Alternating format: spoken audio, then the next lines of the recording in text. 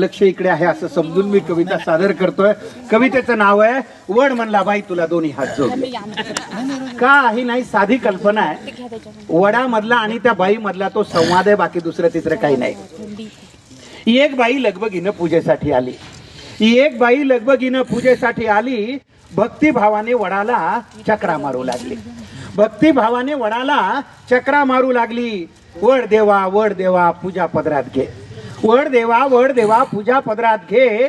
जन्मोजन्मी पुन्हा मला हाच पती दे. जन्मोजन्मी पुन्हा मला हाच पती दे. आश्चर्याने वडाने विचारलं, हाच पती पाहिजे? आश्चर्याने वडाने विचारलं, हाच पती पाहिजे? काही म्हण बाई तुला खरंच मानलं पाहिजे. काही म्हण बाई तुला खरंच मानलं पाहिजे. त्याच्यावरती बाई काय म्हणाली, काय करणार वड दादा, खूप विचार केला. काय करणार वड दादा, खूप विचार केला. हाच नवरा राहू दे म्हणून आतून आवाज आला. हाच नवरा राहू दे म्हणून आतून आवाज आला. त्याच्यावर तो वड म्हणायला, एवढे दुर्गुण असून सुद्धा याचीच निवड केली. एवढे दुर्गुण असून सुद्धा याचीच निवड केली. म्हणून माय मला तुझी फारच दया आली. म्हणून माय मला तुझी फारच दया आली. त्याच्यावरती बाई काय म्हणली, त्याच्यावरती बाई म्हणते, वड देवा तसं काहीच नाही. वड देवा तसं काहीच नाही. असं नाही की आमचं बिलकुलच पटत नाही. असं नाही की आमचं बिलकुलच पटत नाही. दुसरा नवरा मागायचा मीही विचार केला. त्या बिचारीनं प्रामाणिकपणे सांगितलं, दुसरा नवरा मागायचा मीही विचार केला. पण कल्पनेनंच माझा जीव कासावीस झाला.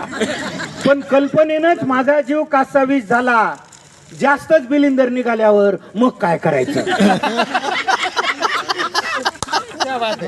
जास्तच बिलिंदर निघाल्यावर मग काय करायचं? म्हणून म्हणलं याच्यासाठीच वडाभोवती फिरायचं. म्हणून म्हणलं याच्यासाठीच वडाभोवती फिरायचं. तुम्हाला तर माहिती आहे देवा, मी काही कमी नाही. तुम्हाला तर माहिती आहे देवा, मी काही कमी नाही. बिचाऱ्याच्या डोक्याला केस सुद्धा ठेवला नाही. बिचाऱ्याच्या डोक्याला केस सुद्धा ठेवला नाही. अधून मधून गुरगुर करत, मी थोडंच ऐकते. अधून मधून गुरगुर करत. पहा, या ओळीला पुरुष रसिक सुद्धा दाद देतात. म्हणजे याच्यापेक्षा स्वच्छ मनाची माणसं असू शकतात का? अधून मधून गुरगुर करत, मी थोडंच ऐकते. एका कानानं ऐकून दुसऱ्यानं सोडून देते. एका कानानं ऐकून दुसऱ्यानं सोडून देते. माझी आई मला म्हणली, नवरा बदलायचा नाही. पहा, म्हणजे तो आतून आलेला आवाज कुठून आलेला होता. आजकाल हा आवाज फार झाला. माझी आई मला म्हणली, नवरा बदलायचा नाही. एवढा बावळट माणूस तुला कुठेच मिळायचा नाही. माझी आई मला म्हणली, एवढा बदलायचा नाही, नवरा बदलायचा नाही. एवढा बावळट माणूस तुला कुठंच मिळायचा नाही. तुम्हीच सांगा वड देवा, आईचं मन मोडू का?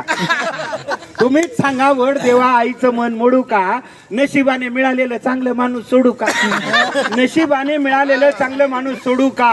वयोवृद्ध झाडाने पण गडगडाटी हास्य केले. वयोवृद्ध झाडाने पण गडगडाटी हास्य केले. वड म्हणला बाई तुला दोन्ही हात जोडले. वड म्हणला बाई तुला दोन्ही हात जोडले.